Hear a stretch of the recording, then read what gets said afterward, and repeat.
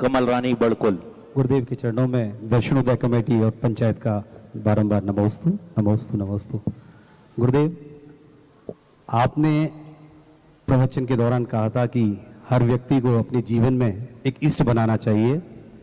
हम सब ने दर्शनोदय के बड़े बाबा को अपना इष्ट बनाया और अभी आप बता रहे थे कि 95% तक शांति धारा का रिजल्ट मिलता है। हम लोग को 100% रिजल्ट मिला है गुरुदेव। गुरुदेव, लगभग 12 साल हो गए हैं हम सबको दर्शनोदय तीर्थ अशोकनगर से दर्शनोदय तीर्थ थोबंजी जाते हैं। गुरुदेव, हमने अपने जीवन में बहुत कुछ पाया है गुरुदेव।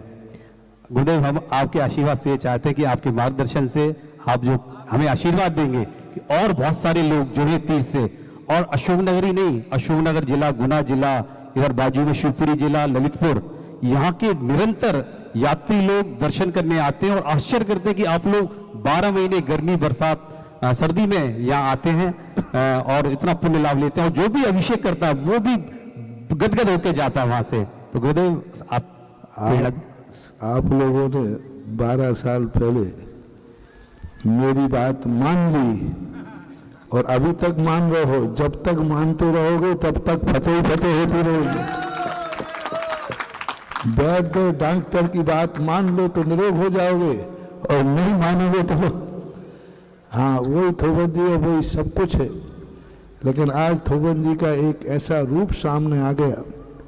आज 12 साल से निरंतर भगवान का अभिषेक पुजारी नहीं कर रहा है, प्रतिदिन सैकड़ों वक्त जाकर के कर रहे। ये उसका चमत्कार है, उसका अतिशय है।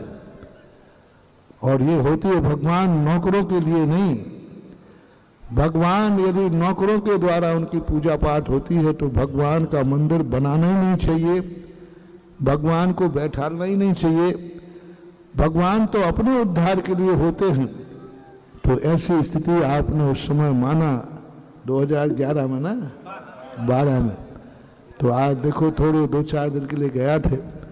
हाँ, थोबंजी वाले प्रयास तो बहुत कर रहे हैं, अशोकनगर वाले। आचार्य श्री की लिस्ट में भी तुम्हारा नाम था। मेहनत में तो तुम्हारी कोई कमी नहीं है। तुम बराबर हकदार भी हो। हाँ, हक भी बनता है, फिर भी पुरुषार्थ जारी रखना, सोना मत। गुरुदेव के चरणों में कोटिशय नमोस्तु, बरणी जी महाराज के चरणों में कोटिशय इच्छामी, दोनों छुल्लक जी के चरणों में इच्छामी, भैया जी को वंदना। गुरुदेव, मेरी जिज्ञासा है, चातुर्मास के समय जो श्रावक संस्कार शिविर का पुण्यार्जन किया जाता है उसका क्या महत्व है गुरुदेव? नमोस्तु। श्रावक संस्कार शिविर का पुण्यार्जन तो उसकी तो महिमा नहीं गा सकते, क्योंकि 10 दिन के अंदर जो श्रावकों का परिवर्तन होता है, जो उनको ज्ञान मिलता है, जो उनके संस्कार मिलते हैं, आज सारे भारत में श्रावक संस्कार की ऐसी मिसाल है कि आज लोगों को कहना नहीं पड़ता है, क्यों तुम शराब तो नहीं पीते, क्यों तुम गुटखा तो नहीं खाते, क्यों तुम ऐसा तो नहीं करते। बस इतनी कह देना है, हम श्रावक संस्कार शिविर के शिविरार्थी हैं।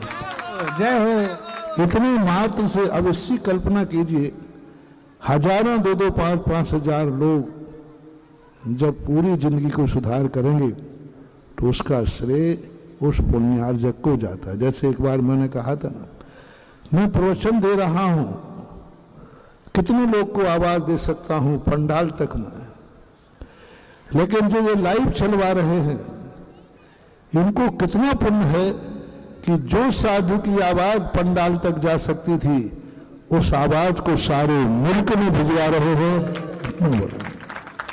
जो संस्कार स्वयं को लेते हैं एक एक व्यक्ति को, और वो सारे हजारों लोगों को संस्कार दिला रहा है, तो नियम से वह बहुत बड़ा बड़भागी और बहुत बड़ा पुण्यात्मा होता है। पूरा चतुर्मास का पुण्य एक तरफ और श्रावक संस्कार का पुण्य एक तरफ होता है। अशोकनगर में हो पूज्य गुरुदेव, आप जिनवाणी चैनल और सीधे प्रसारण का पुण्यार्जन सुशील मोदी जी अमेरिका में बैठकर करा रहे हैं। आपके चरणों में नमोस्तु निवेदित किया है। कल उनका जन्म दिवस है और वहां से जैसे ही अभी समाचार आया तत्काल फोन आया। नमोस्तु नमोस्तु नमोस्तु। जिज्ञासा रख रही हैं कमल रानी बड़कुल और तैयार रहेंगे सुधीर कुमार जी कलूजैन।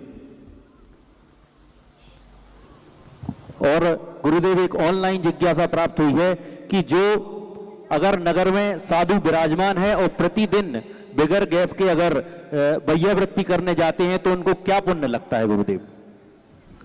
अब भैयावृत्ति करने में तो यही है, दो प्रकार की भैयावृत्ति होती है।